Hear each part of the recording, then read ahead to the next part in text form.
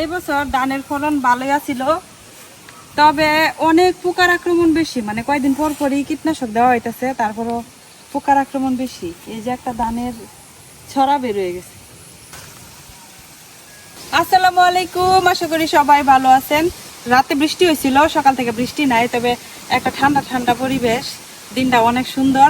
তো অনেক দিন যাবতই কচু শাক খাওয়া হয় না, আর কচু শাকের সিজন কিন্তু প্রায় শেষের দিকে। তো এই শেষ মুহূর্তে তো অবশ্যই কচু শাক খাওয়াই লাগে। আমরা এদিকে যে জংলি কচুগুলা হয়, এই কচুগুলার শাক কিন্তু অনেক মজা লাগে খাইতে। তো আজকে যাই শেষমেশ কচু শাক উঠাই, আজকে কচু শাক রান্না করাম। তখন কচু শাক উঠাই নেই গিয়া। এই যে জংলি কচুগুলা এই যে এইভাবে হয়ে থাকে, এইগুলা থেকেও বড় বড় লতি ছাড়ে। আবার এই শাকগুলা কিন্তু একটু টেকনিক করে রান্না করা লাগে, নাহলে আবার গলা চুলকায়। একটা আছে লাল আর একটা আছে সাদা। তো লালটার কচু শাক একটু গলায় ধরে, আর যেটা সাদা মানে যে এইগুলা হইতেছে গলায় চুলকায় না।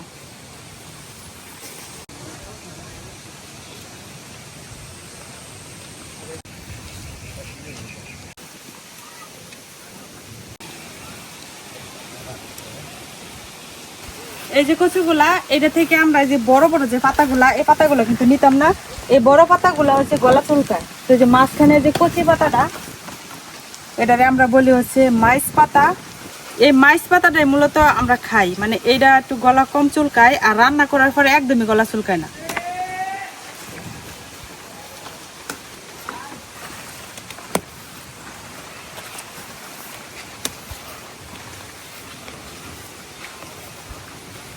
এই বর্ষাটা গেলেই কচু শেষ, কচুর সিজন আর থাকতো না, তখন আর চাইলেও কচু শাক খাওয়া যেত না।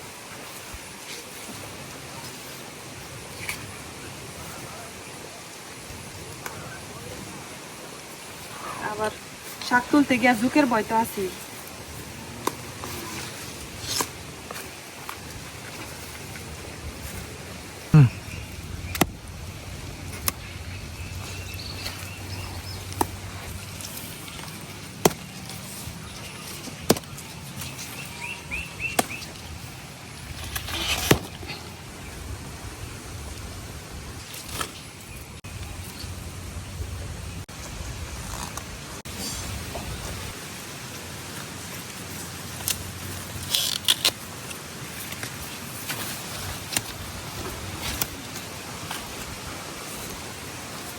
অনেকক্ষণ ধরে খুঁজে খুঁজে যে একটু পাইছি, মাছ পাতায় এখন আর পাওয়া যায় না, কারণ কচু গাছে এখন মরার সময় আসতেছে, যার কারণে কিন্তু ছোট ছোট হয়ে গেছে। তো এখন আর মাছ পাতা ছাড়ে না।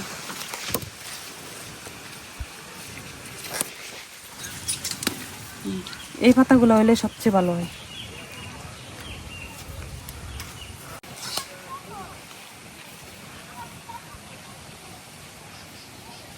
এই যে লতি হয়েছে, এখন অনেক চিকন হয়ে গেছে, এগুলো অনেক মোটা মোটা আর অনেক লম্বা হয় কচুগুলো। এই যে একটা দেখেন কত বড়, এটা আবার একটা চিরাইছে, আরো আছে অনেক। এই এই কচুর লতিগুলার যে স্বাদ, চাষ করা কচুর লতির জীবনেও এরকম স্বাদ পাওয়া যায় না, এগুলো অনেক স্বাদের।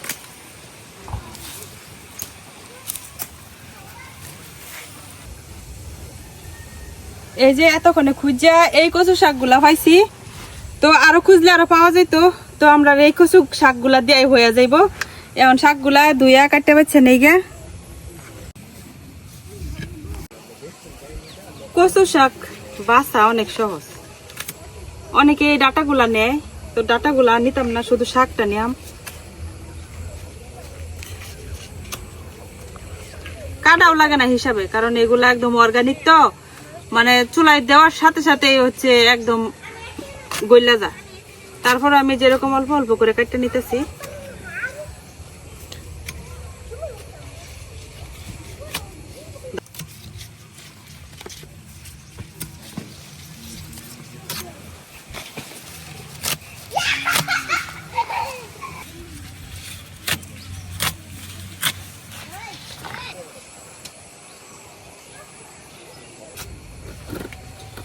কচু শাক জিনিসটা অনেকেই পছন্দ করে না, অনেকে দেখলে মনে করে আল্লাহ কচু শাক খায়, এটা মনে হয় খাওয়াটা একটা ছোট লুকি কাজ।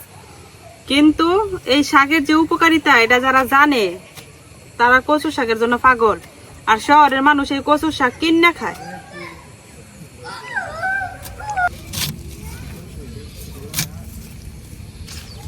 এই যে আমি শাকগুলারে কাটতে নিছি, এখন শাকগুলারে ভালো করে ধুয়ে নিলাম।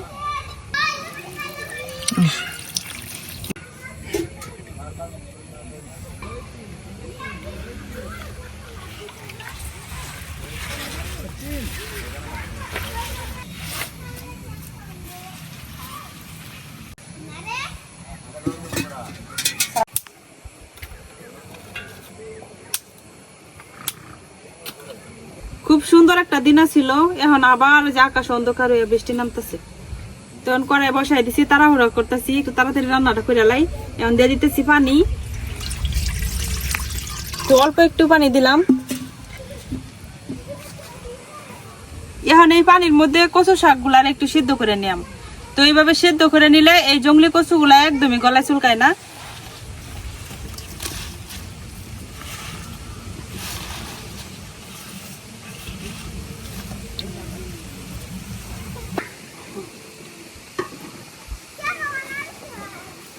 এখন ডাইকা দিয়া 5 মিনিটের মতো কচু শাকগুলা সিদ্ধ করে নিলাম। 5 মিনিটের মতো সময় লাগবো, কারণ এগুলো একদম ফ্রেশ টাটকা, তাড়াতাড়ি সিদ্ধ হয়ে যাব।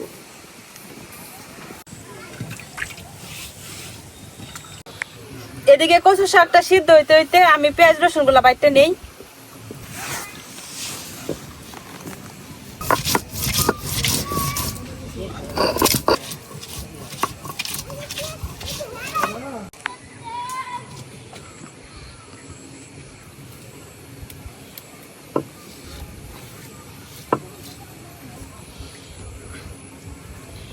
আমার পেঁয়াজ রসুন গুলা বাটা শেষ।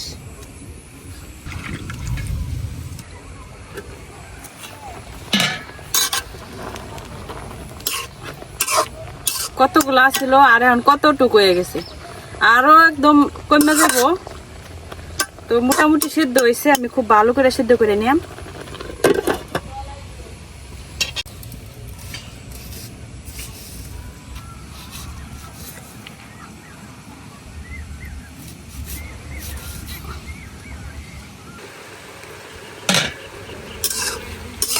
এই যে আমার কচু শাকগুলা কিন্তু সেদ্ধ হয়ে গেছে আর পানিটা অনেকটা কমে গেছে। তো এই যে সম্পূর্ণ পানিটা, এই পানিটা একদম শুকাই নিলাম। এই পানিটা কিন্তু ফালাইতাম না।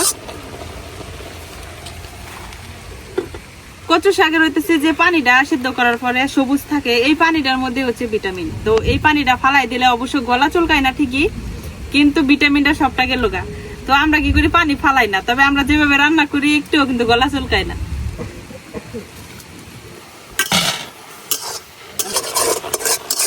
এই যে দেখেন কচু শাক থেকে কিন্তু পানি একদমই টাইনে গেছে। এখন আমি শাকটারে নামাই নিলাম।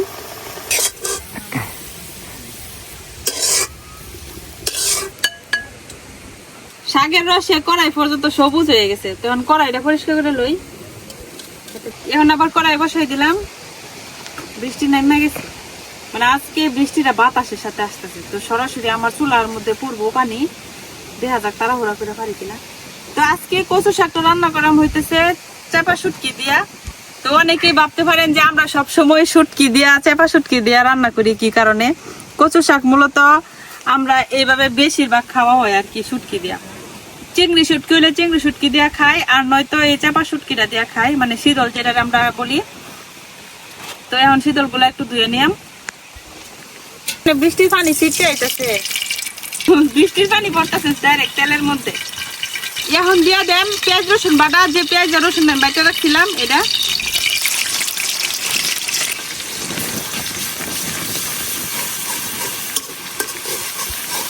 আজকে ডেকে ডেকে রান্না করা লাগবে সবকিছু, কারণ বৃষ্টির পানি সরাসরি কড়াইয়ের ভিতরে পড়তেছে। আজকে অনেক বাতাস, তো কড়াইয়ের মধ্যে কিন্তু আমি একটা একটা করে যদি মশলা দেই তাহলে বাতাসে উড়ে যাবো গা অর্ধেক। এর লেগে আমি একটা বাটির মধ্যে নিয়ে নিতেছি। প্রথমে এখানে আগে থেকে আমি কয়েকটা কাঁচামরিচ কেটে রাখছিলাম, হলুদ গুঁড়া, শুকনো মরিচের গুঁড়া, ধনিয়ার গুঁড়া, লবণ। এখন একটু পানি দিয়ে আর গুলাই নিয়ে মশলা দিই।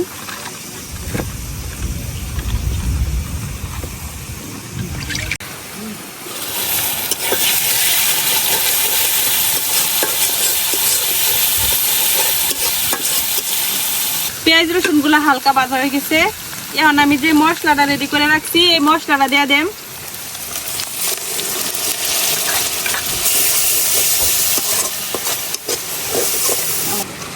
শীতল শুটকি ছাড়া যদি আমরা কচু শাকটা এমনি নর্মাল ভাবে রান্না করতাম তাহলে কিন্তু এখানে অবশ্যই জিরা বাটাটা দেওয়া লাগতো, কিন্তু যেহেতু শুটকি শীতল দিচ্ছি যার কারণে জিরা বাটা দিলাম না। আমরা শুটকি শীতলের সাথে জিরা বাটা খাই না। এখন চাপা শুটকি গুলাও দিয়ে দেম।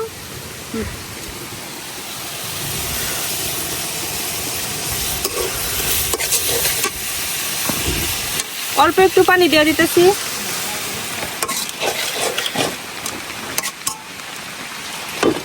এখন ডাইকা শীতলের সাথে মশলাটা ভালো করে কষাই নিলাম।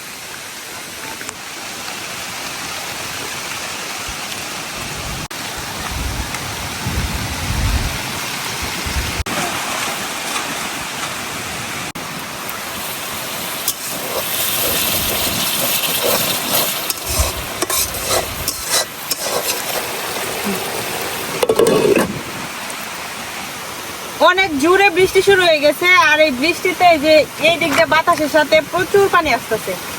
তো এই পানির মধ্যে একদম চুলা টুলা ভিজে একাকার। অনেকদিন পরে বৃষ্টিতে ভিজে রান্না করতেছি। এই যে আমার মশলাটাও কিন্তু কষানো হয়ে গেছে। এখন কচু শাক গুলা দিয়ে দেব। শাকটা দিয়া খুব ভালো করে ঘাইটে একদম মশলার সাথে মিশাই নিলাম।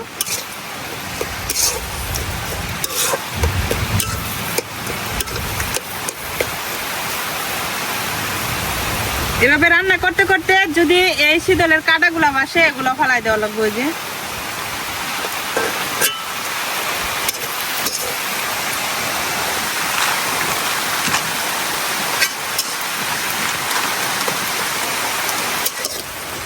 এই যে শাকটা একটু ভিজা ভেজা আছে, এটা একটু টানাই নিলেই শেষ। আর এরকম চামচ দিয়া ঘাটতে ঘাটতে কিন্তু কচু শাকটা একদম বাটা বাটা হয়ে যাব, ভর্তার মতো হয়ে যাব আর কি।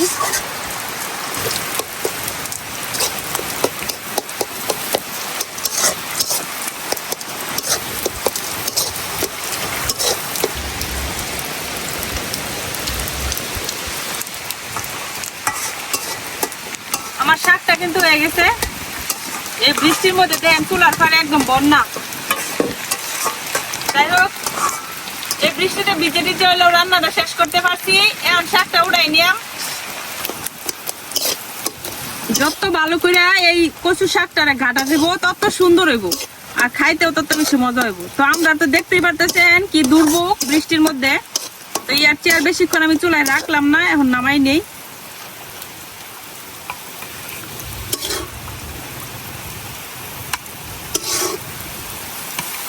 তৈরি হয়ে গেছে আমার চাপা শুটকি দিয়া কচু শাক। এই শাকটা এত মজা হয়, তো একটু কিন্তু গলা চুলকায় না। আর গলা না চুলকানির বিশেষ কারণই হইতেছে গিয়া শীতল। শীতল দেওয়ার কারণে একদমই গলা চুলকায় না। তো আপনারা যারা এইভাবে কচু শাক রান্না করে খান নাই তারা এইভাবে শীতল দিয়ে অবশ্যই রান্না করে একবার খায় রাখবেন।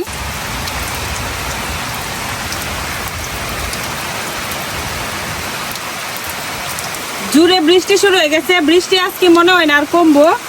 আর এদিক দিয়ে দুপুর রক্ত হয়ে গেছে, মানে খাওয়ার টাইমও হয়ে গেছে। সাথে একটু লেবু হইলে খাইতে আরো বেশি মজা হতো। এখন এই বৃষ্টির মধ্যে যায় যে লেবু উড়াই আনাম, মানে এই শক্তিও নাই, কারণ ছাতা নাই এখন আমার কাছে, বাড়িতে ছাতা। এভাবে এখন খাইতেছি। বিসমিল্লাহ, অনেক মজা। এইভাবে বুঝাই যায় না এটা কচু শাক না অন্য কোনো শাক, আর গলায় ধরার চান্স তো একেবারেই নাই। আর এত মজা লাগে বলার মতো না। এই কারণে গ্রামের মানুষ বেশি বেশি কচু শাক খায়, কারণ শুধু শুধু কচু শাক খাওয়ার চেয়ে এভাবে চাপা শুটকি দিয়ে খাইলে কিন্তু এটা স্বাদই পাল্টা যায়।